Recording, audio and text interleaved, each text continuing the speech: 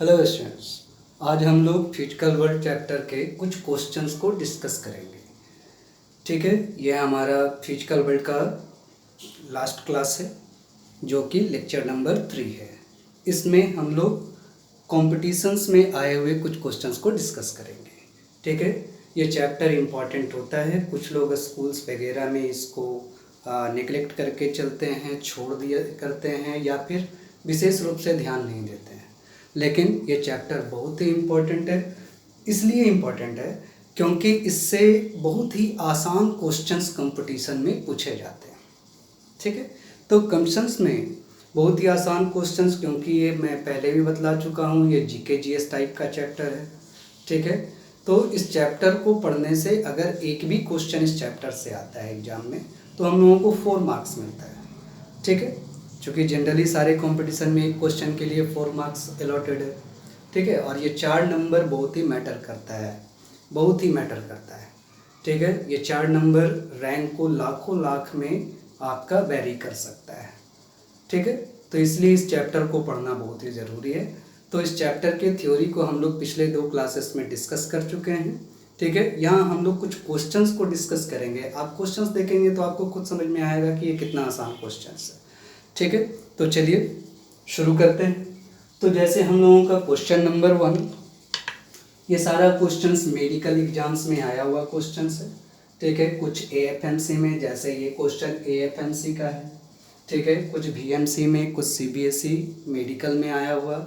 CBSE medicals वगैरह ये सारे एग्जाम्स तो अब नीट एग्जाम में कन्वर्ट हो चुके हैं। तो हम लोगों का सबसे पहला क्वेश्चन जो है, the book titled Principia was written by. Principia किसने लिखा? चलिए आप लोग जानते होंगे, इसलिए तो आप लोग क्लास 9 से भी पढ़ते आ रहे हैं और क्लास 11 में भी पढ़ चुके हैं। ठीक है, तो प्रिंसिपिया किसने लिखा? आप आंसर गेस कर सकते हैं। तो प्रिंसिपिया किसने लिखा? न्यूटन ने। तो हम लोग न्यूटन को आंसर करेंगे, इस तरह से एनसर्किल कर सकते हैं। ठीक है, क्योंकि एग्जाम में भी तो एनसर्किल करना ही आता है, तो आप लोग कॉपी वगैरह पे इस तरह से एनसर्किल करके प्रैक्टिस कर सकते हैं। Okay, now our second question is the Indian scientist who won Nobel prize for physics. ठीक है, तो फिजिक्स में यानी हम लोगों का इंडियन साइंटिस्ट को भी फिजिक्स में नोबेल प्राइज मिल चुका है भाई। तो the Indian scientist who won the Nobel prize for physics, और आई थिंक कि आप लोग सब लोग जानते होंगे कि किस फिजिसिस्ट को नोबेल प्राइज मिला है। ठीक है, तो आप लोग गेस कीजिए, क्या जेसी बोस होगा? नहीं होगा। होमी जहांगीर भाभा? नहीं होगा। मेघनाथ साहा? नहीं होगा। सर सीवी रमन, चंद्रशेखर वेंकट रमन, इन्हें फिजिक्स का नोबेल प्राइज मिला था स्कैटरिंग ऑफ लाइट के ऊपर स्टडी करने के लिए, खास करके स्टार्स से जो लाइट स्कैटर करता है उसका स्टडी करने के लिए सर सीवी रमन को नोबेल प्राइज मिला था। ठीक है, now question number 3, the man who has won Nobel prize twice in physics, यानी फिजिक्स में 2 बार नोबेल प्राइज किनको मिल चुका है? तो किनको मिला है? तो इसमें मैं डायरेक्ट आंसर बतला रहा हूँ आप लोगों को, वार्दिन को मिला। किन्हें मिला? वार्दिन को। ठीक है, यानी वार्दिन को नोबेल प्राइज फिजिक्स में 2 बार मिल चुका है। ठीक है,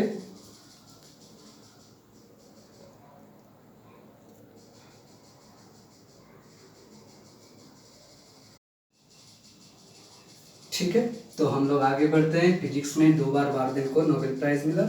now Albert Einstein got Nobel prize in physics for. ठीक है, बहुत लोगों को इसमें दिक्कत होता है कि आइंस्टीन को नोबेल प्राइज मिला थ्योरी ऑफ रिलेटिविटी के लिए, क्योंकि आइंस्टीन बहुत ज़्यादा फेमस भी अपने थ्योरी ऑफ रिलेटिविटी के कारण ही है ना। तो बहुत सारे लोग ये अंदाज़ा लगा लेते हैं कि इन्हें जो नोबेल प्राइज मिला वो उनके थ्योरी ऑफ रिलेटिविटी के कारण मिला, लेकिन ऐसा नहीं है। इनको नोबेल प्राइज जो मिला वो उनके फोटो इलेक्ट्रिक इफेक्ट के थ्योरी के लिए मिला। फोटो इलेक्ट्रिक इफेक्ट, इसके बारे में फोटो इलेक्ट्रिक इफेक्ट क्या होता है इसके बारे में आप लोग क्लास 12 के फोटो इलेक्ट्रिक इफेक्ट नाम के चैप्टर में, या एनसीईआरटी में इस चैप्टर का नाम है डुअल नेचर ऑफ मैटर, जिसमें हम लोग फोटो इलेक्ट्रिक इफेक्ट के बारे में पढ़ेंगे। ठीक है, इसके बाद एक्सरे, ये तो बहुत ही आसान क्वेश्चन है। X rays was discovered by, वो डिस्कवर्ड इट, तो रोंजन।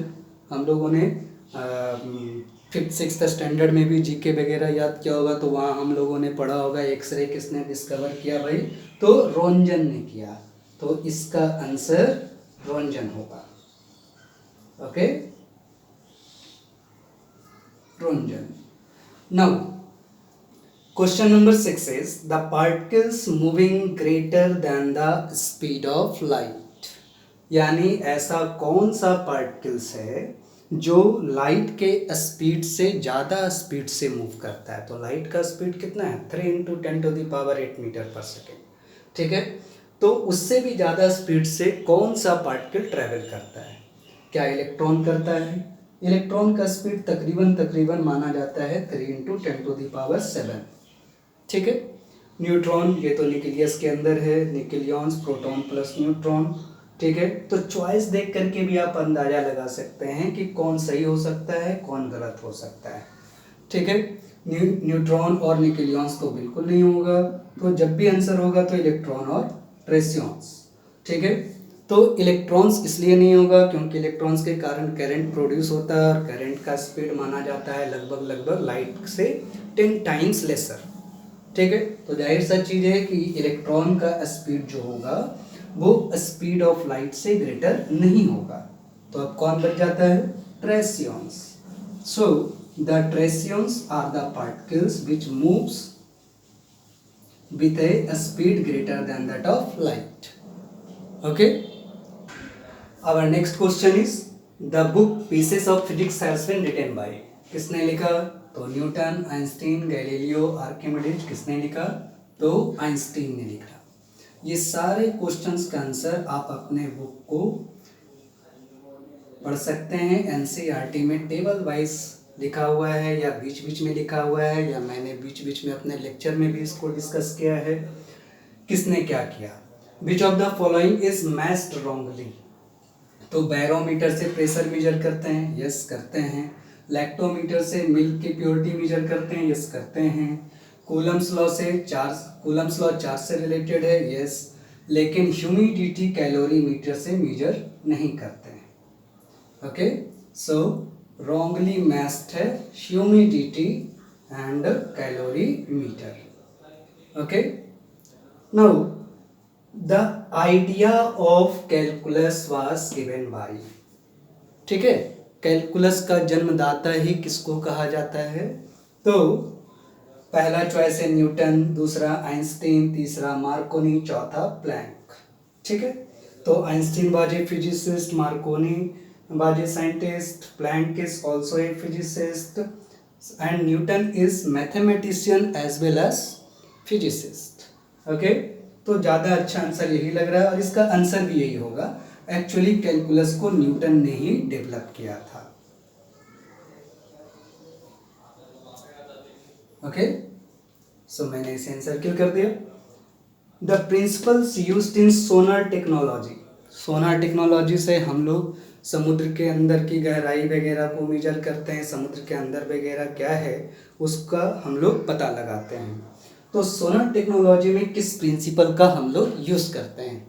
ठीक है, तो reflection of ultrasonic waves, Newton's law of motion, electromagnetism, thermodynamics.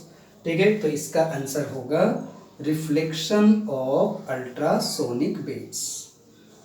बहुत आसान क्वेश्चन है। अगर आप लोगों ने एनसीईआरटी में जो टेबल में दिया हुआ है किस प्रिंसिपल पे कौन सा इक्विपमेंट्स या टेक्नोलॉजी काम करता है, तो आप बहुत ही आसानी से इन सारे क्वेश्चंस का आंसर कर सकते हैं। बहुत ही इंपॉर्टेंट होता है, 4 नंबर एग्जाम में बहुत ही इंपॉर्टेंट होता है। ठीक है, इसके बाद हम लोगों का नेक्स्ट क्वेश्चन है the process H nu is equal to energy. ठीक है, ये फोटोनिक एनर्जी है, एंड प्रोड्यूसेस ई पॉजिटिव यानी पॉजिटिव इलेक्ट्रॉन, ई माइनस। ठीक है, इज नोन एज, ठीक है, इसको कौन सा इफेक्ट कहते हैं? तो बहुत ही आसान है, आपके क्वेश्चन में ही आंसर लिखा हुआ है कि इलेक्ट्रॉन्स प्रोड्यूस हो रहे हैं इन द पेयर्स। ठीक है, तो in the pairs, so this is known as pair production. Okay, pair production. ठीक है, तो इसी तरह से और भी क्वेश्चंस पूछे जाते हैं जो कि बहुत ही आसान होते हैं कॉम्पिटिशन्स के लिए। खास करके मेडिकल एग्जाम्स में इस तरह के क्वेश्चंस ज़्यादा पूछे जाते हैं। कम से कम एक question in general physical word से ज़रूर पूछा जाता है। ठीक है, इसके अलावा ये चैप्टर इसलिए भी इम्पॉर्टेंट है, बहुत सारा बोर्ड एग्जाम्स होते हैं। बहुत सारे बोर्ड एग्जाम्स में, हालांकि पहले तो 11 का भी बोर्ड एग्जाम्स में इंक्लूड होता था पोर्शन, अभी तो ऑल इंडिया में सिर्फ 12 का पोर्शन इंक्लूडेड होता है। लेकिन इंटरनल एग्जाम्स जो होते हैं 11 के, एनुअल हो, टर्मिनल्स हो, कुछ भी हो, उसमें भी इस चैप्टर से क्वेश्चंस पूछे जाते हैं। कैसे पूछे जाते हैं, चलिए आइए हम लोग डिस्कस करते हैं 2-3 क्वेश्चंस को। तो यहाँ हम लोगों का पहला क्वेश्चन है, why do we call physics an exact science. Okay, यानी फिजिक्स को हम लोग एक एग्जैक्ट साइंस क्यों कहते हैं। एग्जैक्ट साइंस यानी जितना भी साइंस का ब्रांचेज है उसमें सबसे एग्जैक्ट साइंस हम लोग फिजिक्स को कंसीडर करते हैं।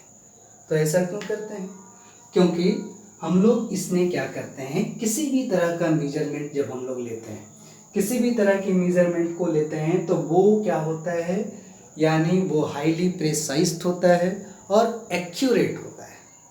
क्योंकि मैंने पहले भी थ्योरी में डिस्कस कर रखा है कि हम लोग क्या करते हैं, किसी भी चीज़ को बार बार मेज़र करते हैं, बार बार उसको ऑब्जर्व करते हैं, एक्सपेरिमेंटली थ्योरेटिकली वेरीफाई करते हैं, तब किसी भी थ्योरी को एडप्ट करते हैं। Okay, that's why physics is called an exact science because of high precision and high accuracy. You can say, you can write the answer here. I am writing here only the points. High precision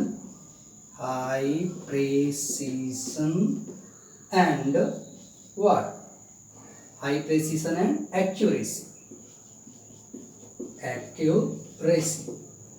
यहाँ आप due to लिख दीजिए। यहाँ तो मैंने सिर्फ आप लोगों को क्लू दिया, आप आंसर कर सकते हैं और भी कुछ लिख लेना बढ़ा चढ़ा करके, जो भी है, चूँकि मेन आपका कंटेंट ये इंक्लूड होना चाहिए।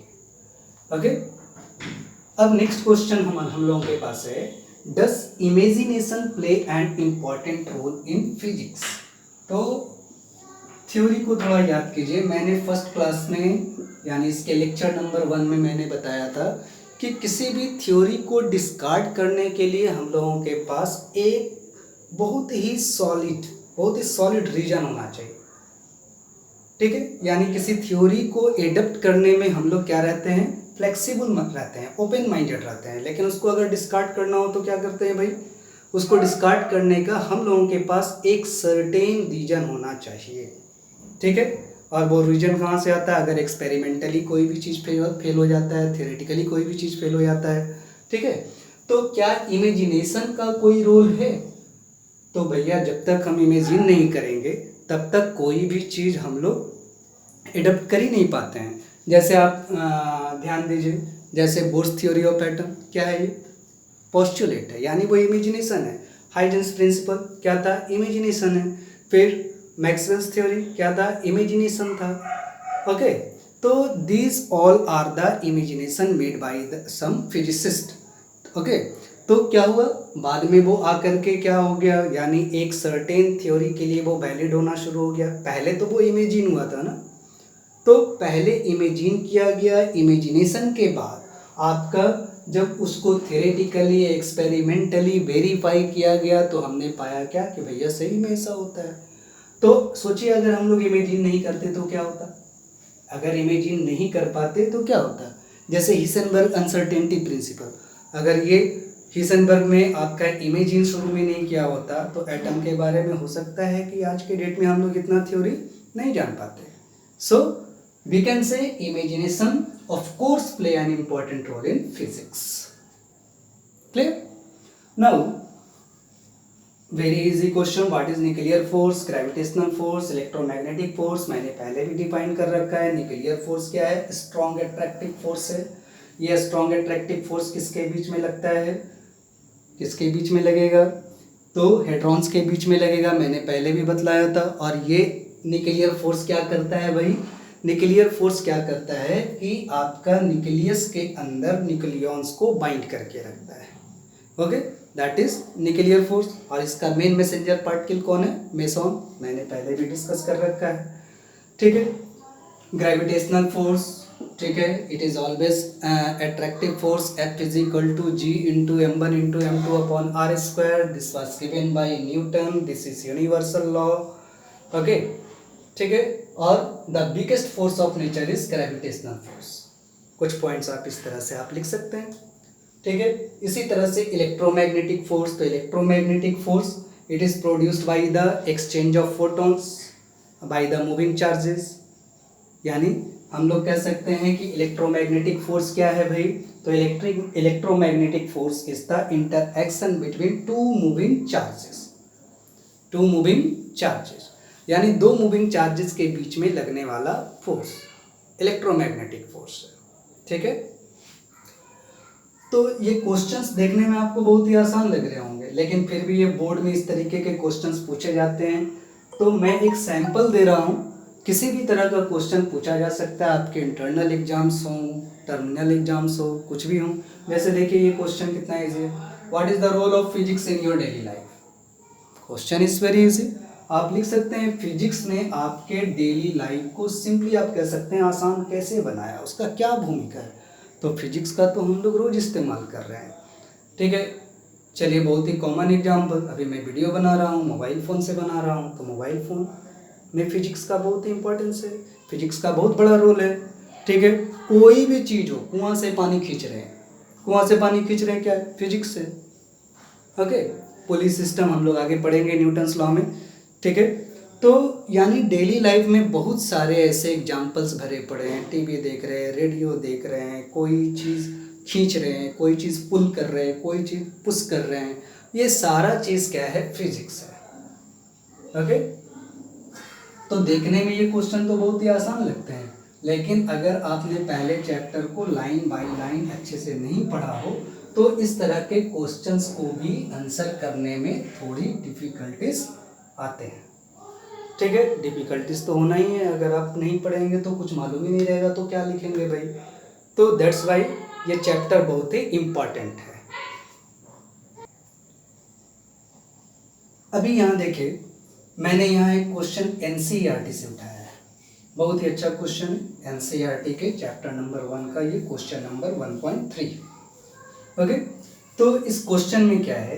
Question is, read it carefully, politics is the art of possible, politics is the art of possible, similarly science is the art of soluble. Okay, तो explain this beautiful aphorism on the basis of nature and practice of science. Question पढ़िए फिर से वापस आप लोग। ठीक है, तो क्वेश्चन कह रहा है कि politics is the art of possible, यानी पॉलिटिक्स क्या है? यानी किसी भी चीज को संभव बनाने की एक कला है।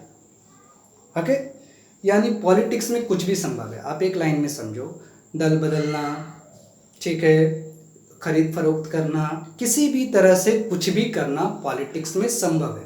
उनका सिर्फ एक ही मकसद होता है कि how they will remain in power, यानी वो सत्ता में कैसे बने रह सकते हैं। ओके, यानी वो चाहे सही रास्ता हो चाहे गलत रास्ता हो, वो किसी भी तरह से सिर्फ और सिर्फ आपका सत्ता पाना चाहते हैं। That's why here politics is the art of possible pronounced. ठीक है, जबकि साइंस क्या है? Is the art of soluble. Art of soluble मतलब क्या है? यानी साइंटिस्ट लोग क्या करते हैं, यानी सबसे पहले किसी भी थ्योरी को अगर एक्सेप्ट करना हो तो उसको केयरफुली ऑब्जर्व करते हैं, पेशेंटली ऑब्जर्व करते हैं, बहुत टाइम लेते हैं। ठीक है, बहुत टाइम लेते हैं किसी भी थ्योरी को एडप्ट करने में। हालांकि ओपन माइंडेड और फ्लेक्सिबल तो होना होता है, लेकिन उसको एक्सेप्ट करने में बहुत टाइम लेते हैं। यानी पेशेंटली किसी भी चीज़ को ऑब्जर्व करते हैं, बार बार ऑब्जर्व करते हैं, जितना समय लगता हो उसके अकॉर्डिंगली डाटा कलेक्शन करते हैं। डाटा कलेक्शन के बाद उसको एनालाइज करते हैं, एनालाइज करने के बाद उसको फॉर्म्यूलेट करते हैं, और तब कोई प्रिंसिपल उस थ्योरी से रिलेटेड हम लोगों को अवेलेबल होता है। ठीक है, यानी कितना काम, यानी जब तक उस चीज़ के बारे में सटीक जानकारी ना मिल जाए तब तक उस थ्योरी को हम लोग एक्सेप्ट नहीं करते हैं। ठीक है, तो that's why here science is called the art of soluble. ठीक है, तो आप इसमें इसी तरह से लिख सकते हैं, यानी पॉलिटिक्स में तो कुछ भी संभव है। ठीक है, लेकिन साइंस है सॉल्यूबल होने का। तो सॉल्यूबल होने का आर्ट के लिए हम लोगों को क्या चाहिए, यानी बहुत तरीके से उसको ऑब्जर्व करना पड़ेगा, एक्सपेरिमेंटली, थियोरेटिकली। ओके, तब उसको हम लोग जितना समय लग जाए तब उसको फॉर्मुलेट करके एक प्रिंसिपल तैयार करते हैं, तब उस थ्योरी को हम लोग पढ़ते हैं।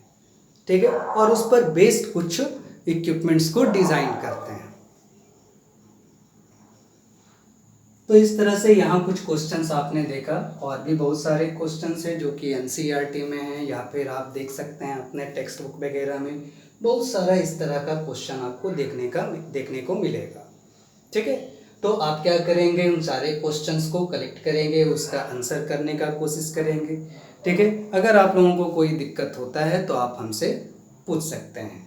ठीक है, कमेंट कर सकते हैं, पूछ सकते हैं, नो प्रॉब्लम। ठीक है, मैं उस क्वेश्चन का आंसर करूँगा। ठीक है, तो इस तरह से हम लोगों का फिजिकल वर्ल्ड चैप्टर कंप्लीट हो जाता है। इसमें बहुत ज़्यादा कुछ नहीं था, बहुत सारा चीज़ तो आप लोगों को खुद भी पढ़ने का था, वो आप लोग खुद भी पढ़ सकते हैं। पूरे चैप्टर को हम सजेस्ट करेंगे कि एक बार ज़रूर से ज़रूर रीडिंग दें, उसको एकदम अच्छे से रीडिंग दें, लाइन बाय लाइन। खास करके एनसीईआरटी बुक को, बहुत अच्छी किताब है एनसीईआरटी। ठीक है, तो उसको आप अच्छे से रीड करेंगे और पढ़ने के बाद आप खुद ब खुद कैपेबल हो जाएंगे इस तरह के क्वेश्चंस को आंसर करने में। ओके, ठीक है, तो अब हम लोगों का मेन चैप्टर्स जो होगा वो शुरू होगा यूनिट एंड डायमेंशन से। ठीक है, यूनिट एंड डायमेंशन हम लोग आगे के लेक्चर्स में अब हम लोग पढ़ना शुरू करेंगे। ध्यान रखिएगा, हम लोग 0 लेवल से शुरू करेंगे और कॉम्पिटिटिव लेवल तक जाएंगे। चाहे जितना भी वीडियोस बनाना पड़े, चाहे जितना भी क्लास लेना पड़े, लेकिन 0 लेवल से शुरू करके हम लोग कॉम्पिटिटिव लेवल तक जाएंगे। मैं सिर्फ यही समझूंगा कि आप लोगों को कुछ भी नहीं आता है तो मैं 0 लेवल से शुरू करूंगा। ये आपका एवरेज स्टूडेंट्स के लिए, जो पहले से बहुत ज़्यादा पढ़ने की इच्छा तो होती है लेकिन वो बहुत ज़्यादा कुछ नहीं सीख पाए होंगे, तो उनके लिए ये बेनिफिशियल रहेगा। उसके बाद धीरे धीरे करके हम लोग कॉम्पिटिटिव एग्जाम्स की तरफ बढ़ेंगे। ठीक है,